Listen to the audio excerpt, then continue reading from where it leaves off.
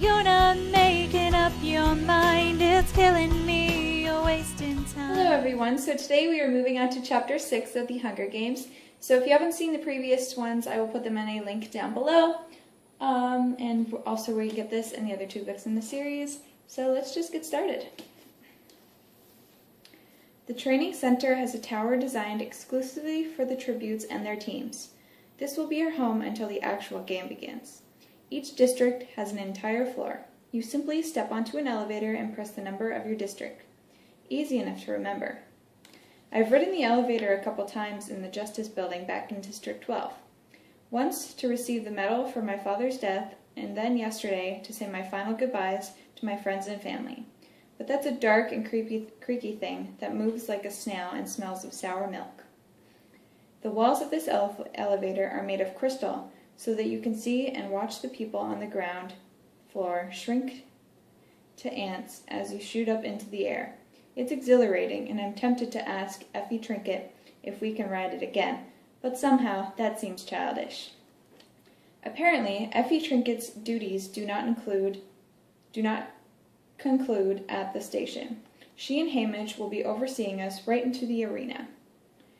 In a way, that's a plus, because at least she can be counted on to corral us around the place and places on time, whereas we haven't seen Hamish since he agreed to help us on the train.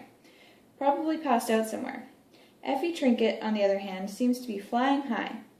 We're the first team she's ever chaperoned that made a splash at the opening ceremonies. She's complimentary about not just our costumes, but how we conducted ourselves. And to hear her tell it, Effie knows everyone who is anyone in the capital and has been talking us up all day, trying to win us sponsors. I've been very mysterious, though, she says. Her eyes squint half shut, because of course, Hamish hasn't bothered to tell me your strategies, but I've done my best with what I've had to work with. How Katniss sacrificed herself for her sister, how you've both successfully struggled to overcome your barbarism of your district. Barbarism? That's ironic, coming from a woman helping to prepare us for slaughter. And what's she basing her success on? Our table manners? Everyone has their reservations, naturally, you being from the local district, but I said, this was very clever of me, I said. Well, if you put enough pressure on Cole, it turns to pearls. Effie beams this brilliantly that we have no choice but to respond enthusiastically to her cleverness, even though it's wrong. Cole doesn't turn to pearls. They grow in shellfish. Possibly she meant Cole's turn to diamonds, but that's untrue too. I've heard they've had some sort of machine in District 1 that can turn graphite into diamonds, but we don't mine graphite in District 12. That was part of District 13's job until they were destroyed. I wonder if the people she's been plugging us to all day either know or care. Unfortunately, I can't steal a sponsor deals for you. Only Hamish can do that, says Effie Trinket, grimly.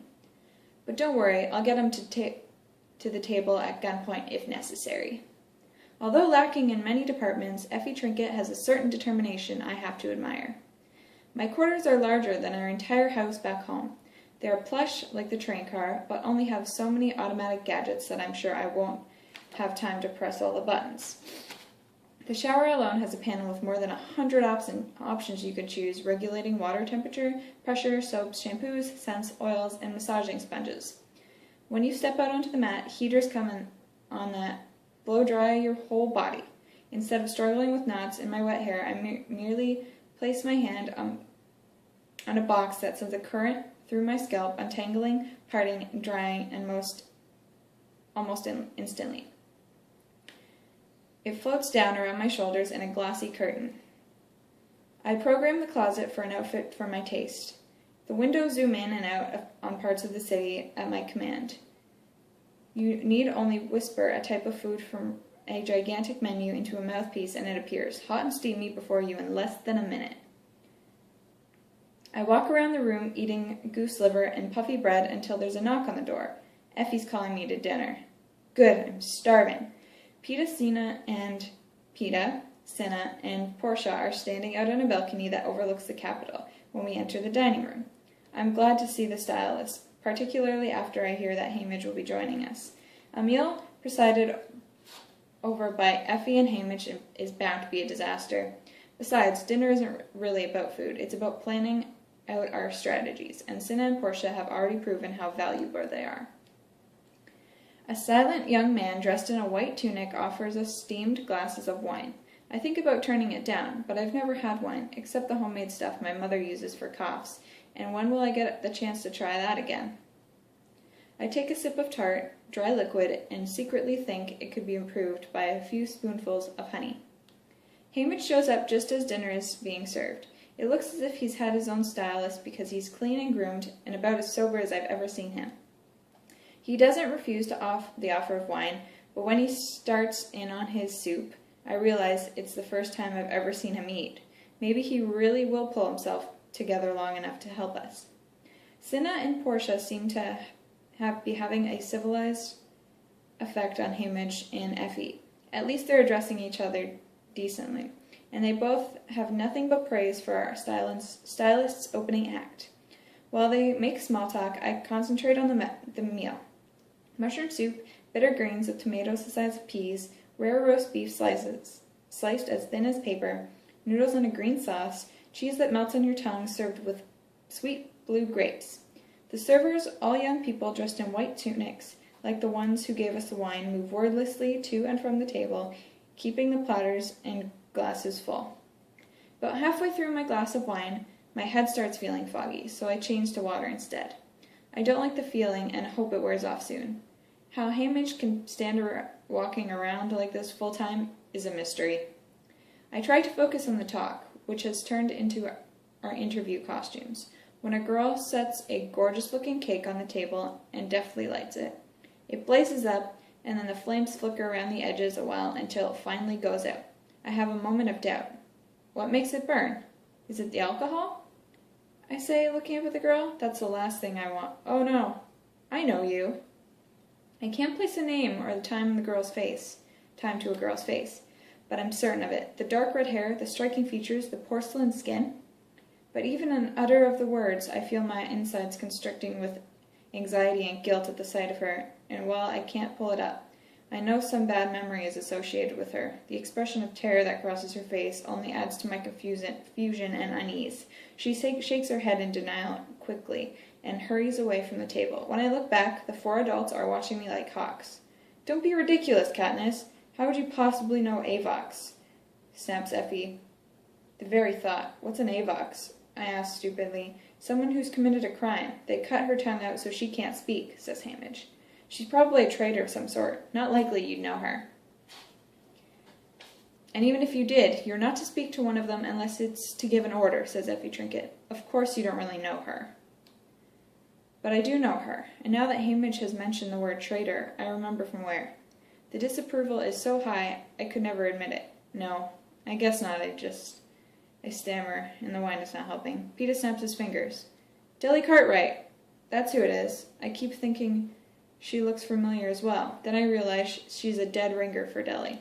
Deli Cartwright is a pasty-faced, lumpy girl with yellowish hair who looks about as much like our server as a beetle does a butterfly. She may also be the friendliest person on the planet. She smiles constantly at everybody in school, even me. I've never even seen a girl with red hair smile. I've never seen the girl with the red hair smile. But I jump on Peeta's suggestion gratefully. Of course, that's who I was thinking of. It must have been the hair, I say. Something about the eyes, too, says Peeta. The energy of the table relaxes. Oh well, if that's all it is, Sina says. And yes, the cake has spirits, but all the alcohol is burned off. I'd ordered it specially in honor of your fiery debut. We eat the cake and move into the sitting room to watch the replay of the opening ceremonies that's being broadcast. A few of the other couples make a nice impression, but no one can hold a candle to us. Even our own party lets out a "ah" as they show us coming out on the remake center. Whose idea was the hand-holding? Asks Hamish. Sina's, says Portia. Just the perfect touch of rebellion, says Hamish. Very nice. Rebellion. I have to think about that for a moment. But when I remember the other couple standing stiffly apart, never touching or acknowledging each other, as if their fellow tribute did not exist, as if the games had already begun. I know what Hamish means. Presenting ourselves not as adversaries, but as friends that distinguish us as much as the fiery costumes. Tomorrow morning is the first training session. Meet me for breakfast, and I'll tell you exactly how I want you to play it, says Hamish to Peeta and me. Now go get some sleep while the grown-ups talk. Peeta and I walk together down the corridor to our rooms. When we get to my door, he leans against the frame, not blocking my entrance exactly, but insisting I pay attention to him.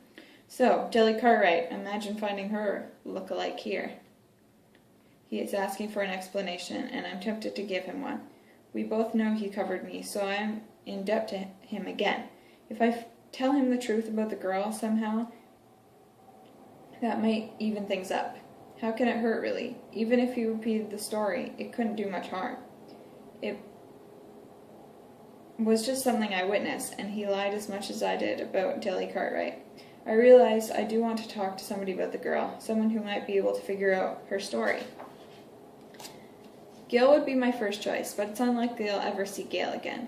I try to think if telling Peeta could give him any possible advantage on me, and I don't see how. Maybe sharing a confidence will actually make him believe I see him as a friend.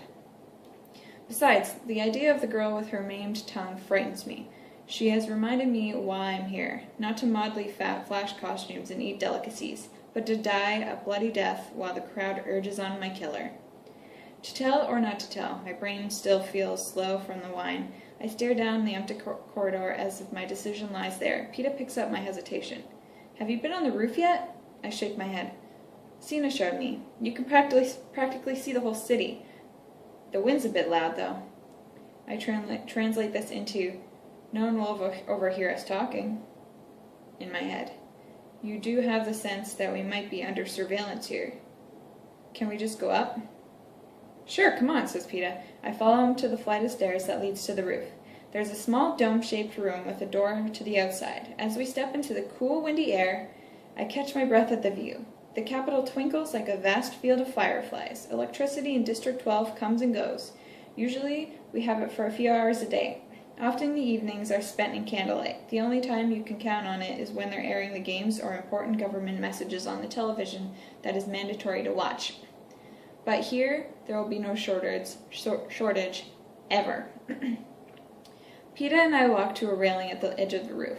I look straight down to the side of the building to the street, which is buzzing with people. You can hear their cars, an occasional shout, and a strange metallic tinkling. In District 12, we'd all be thinking about bed right now. I asked Sina why they let us up here. Weren't they worried that some tributes might decide to jump right over the edge, says Peeta. What do you say? I ask. You can't, says Peeta. He holds out his hand into a seemingly empty space. There's a sharp zap, and he jerks it back. Some kind of electric field throws you back on the roof. Always worried about our safety, I say, even though Sina has shown Peeta the roof. I wonder if we're supposed to be up here now, so late and alone. I've never seen tributes on the training center roof before, but that doesn't mean we're not being taped. Do you think they're watching us now? Maybe, he admits. Come see the garden. On the other side of the dome, they've built a garden with flower beds and potted trees. From the branches hangs hundreds of wind chimes, which account for the tinkling I heard. Here in the garden, on this windy night, it's enough to drown out two people who are trying not to be heard. Peeta looks at me expectantly. I pretend to examine a blossom. We were hunting in the woods one day. Hidden, waiting for game, I whisper. You and your father? He whispers. No, my friend Gale. Suddenly all the birds stopped singing at once, except one, as if it were giving a warning call, and then we saw her. I'm sure it was the same girl. A boy was with her. Their clothes were tattered. They had dark circles under their eyes from no sleep. They were running, as if their lives depended on it, I say. For a moment, I'm silent, as I remember how the sight of their strange pair, clearly not from District 12, fleeing through the woods immobilized us. Later, we wondered if we could have helped them escape. Perhaps we might have. Concealed them, if we'd moved quickly. Gale and I were taken by surprise. Yes, we're both hunters. We know how animals look at bay. We knew the pair were in trouble as soon as we saw them, but we only watched. The hovercraft appeared out of nowhere, I continued. to say to PETA. I mean, one moment the sky was empty, and the next it was there. It didn't make a sound, but they saw it. A net dropped down on the girl and carried her up. Fast, so fast, like an elevator. They shot some sort of spear through the boy. It was attached to a cable that hauled him up as well, but I'm certain he was dead. We heard the girl scream once, the boy's name, I think. Then it was gone. The hovercraft vanished into thin air, and the birds began to sing again, as if nothing had happened. Did they see you? Pete asked. I don't know. We were under a shelf of rock, I replied. But I do know there was a moment after the bird call, before the hovercraft, when the girl had seen us. She locked eyes with me and called out for help, but neither Gail and I responded. You're shivering, says PETA.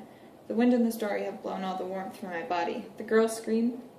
Had it been our last? PETA takes off his jacket and wraps it around my shoulders. I start to take a step back, but then I let him, deciding for a moment to accept both his jacket and his kindness. A friend would do that, right? They were from here, he asks, and he secures a button at my neck. I nod. They had that capital look about them, the boy and the girl. Where do you suppose they were going? He asks. I don't know that, I say. District 12 is pretty much the end of the line. Beyond us, there's no wilderness, if you don't count the ruins of District 13 that still smolder from the toxic bombs. They showed on television occasionally, just to remind us, or why they would leave here. Hamish had called the Avoxes traitors. Against what? It could only be the capital, but they had everything here. No cause to rebel. I'd leave here, PETA blurts out. Then he looks around nervously. It was loud enough to hear above the chimes, he laughs. I'd go home now if they let me, but you have to admit, the food's prime. He covered again, if that's all you heard it. If that's all you'd heard, it would just sound like the words of a scared tribute, not someone who contemplating the unquestionable goodness of the capital. It's getting chilly. We better go in, he says. Inside the dome, it's warm and bright. His tone is conversational. Your friend Gale, he's the one who took your sister away at the reaping? Yes, do you know him? Not really. I hear the girls talk about him a lot. I thought he was your cousin or something. You favor each other? He says. No, we're not related, I say. PETA nods, unreadable. Did he come to say goodbye to you? Yes, I say, observing him carefully. So did your father. He brought me cookies. PETA raises his eyebrows if this is news, but after watching him lie so smoothly, I don't give him much weight. Really? Well, he likes you and your sister. I think he wishes he had a daughter instead of a house full of boys. The idea that I might have ever been discussed around the dinner table at the bakery fire just as passing PETA's house gives me a start. It might have been when the mother was out of the room. You knew your mother when they were kids, says PETA. Another surprise, but probably true. Oh yes, she grew up in town, I say. It seemed impolite to say she'd never mentioned the baker except the compliment is bread. We're at my door. I give him his jacket. See you in the morning, then. See ya, he says and walks off down the hall. When I open my door, the redhead girl is collecting my unitards and boots from where I left him on the floor before my shower. I want to apologize for possibly getting her in trouble earlier, but I remember I'm not supposed to speak to her unless I'm giving her an order. Oh, sorry, I say. I was supposed to get those back to Sina. I'm sorry. Can you take them to him? She avoids my eyes, giving a small nod, and heads out the door. I'd set out to tell her I was sorry about dinner, but I know my apology runs much deeper, that I'm ashamed I've never tried to help her in the woods, that I let the capital kill the boy and mutilate her without lifting a finger, just like I was watching the games. I kick off my shoes and climb under the covers in my clothes. The shivering hasn't stopped. Perhaps the girl doesn't even remember me, but I know she does. You don't forget the face of a person who is your last hope. I pull the covers over my head as if this will protect me from the red-headed girl who can't speak. But I can feel her eyes staring at me, piercing through the walls and the doors and the bedding. I wonder if she'll enjoy watching me die. Alright, so that is the end of Chapter 6. If you liked it, make sure to give it a quick thumbs up. Please subscribe. Check back for Chapter 7 tomorrow, and I will see you guys later. Bye!